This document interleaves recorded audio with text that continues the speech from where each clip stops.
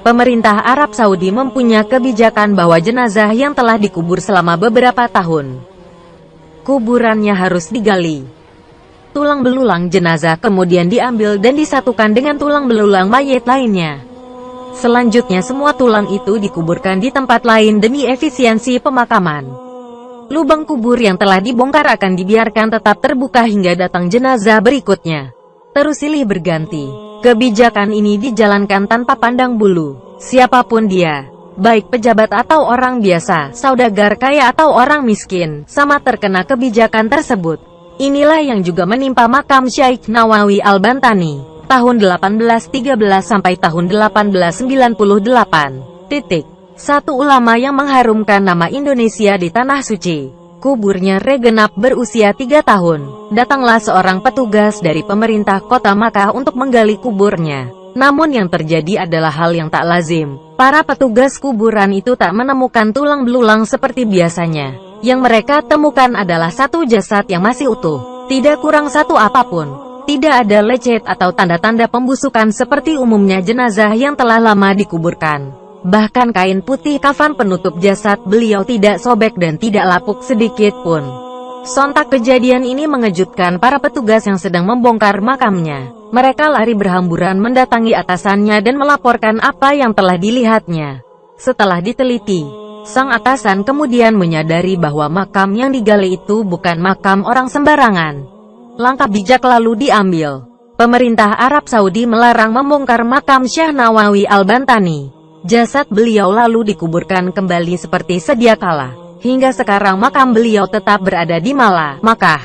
Syekh Nawawi Al-Jawi Al-Bantani, tahun 1813 sampai tahun 1898. Nama lengkapnya ialah Abu Abdul Mukti Muhammad Nawawi bin Umar bin Arabi Al-Jawi Al-Bantani. Ia dilahirkan di Tanara, Serang, Banten, pada tahun 1230H, 1813 M. Ayahnya seorang tokoh agama yang sangat disegani. Syekh Nawawi Al-Jawi Al-Bantani merupakan turunan ke-13 dari Wali Allah Kanjeng Sunan Gunung Jati, Cirebon. Ia masih punya hubungan nasab dengan Maulana Syarif Hidayatullah atau Sunan Gunung Jati Cirebon. Dari keturunan Raja Banten Sultan Maulana Hasanuddin yang merupakan anak dari Sunan Gunung Jati, Cirebon. Pada usia 15 tahun, Nawawi muda pergi belajar ke Tanah Suci Mekah, karena saat itu Indonesia yang namanya masih Hindia Belanda dijajah oleh Belanda, yang membatasi kegiatan pendidikan di Nusantara.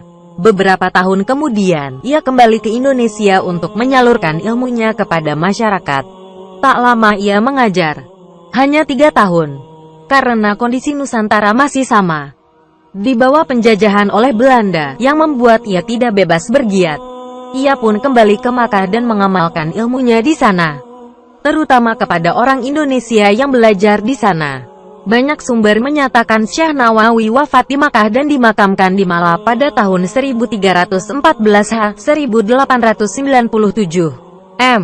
Namun menurut Al-A'lam dan Mu'jam Mu'allim, dua kitab yang membahas tokoh dan guru yang berpengaruh di dunia Islam, ia wafat pada 1316H, 1898 M. Syekh Nawawi Al-Bantani adalah satu dari 3 ulama Indonesia yang mengajar di Masjid Al-Haram di Makkah Al-Mukarramah pada abad ke-19 dan awal abad ke-20. Dua yang lain ialah muridnya, Ahmad Khatib Minangkabau dan Syekh Mahfuz Termas. Ini menunjukkan bahwa kealiman dan ilmunya sangat diakui tidak hanya di Indonesia, melainkan juga di semenanjung Arab. Syekh Nawawi sendiri menjadi pengajar di Masjid Al-Haram sampai akhir hayatnya yaitu sampai 1898. Lalu dilanjutkan oleh kedua muridnya itu. Wajar jika ia dimakamkan berdekatan dengan makam istri Nabi Muhammad, Sayyidah Khadijah radhiyallahu Makkah. Syekh Nawawi Al-Bantani mendapatkan gelar Sayyidu Ulama Al-Hijaz yang berarti sesepuh ulama Hijaz, atau guru dari ulama Hijaz atau akar dari ulama Hijaz.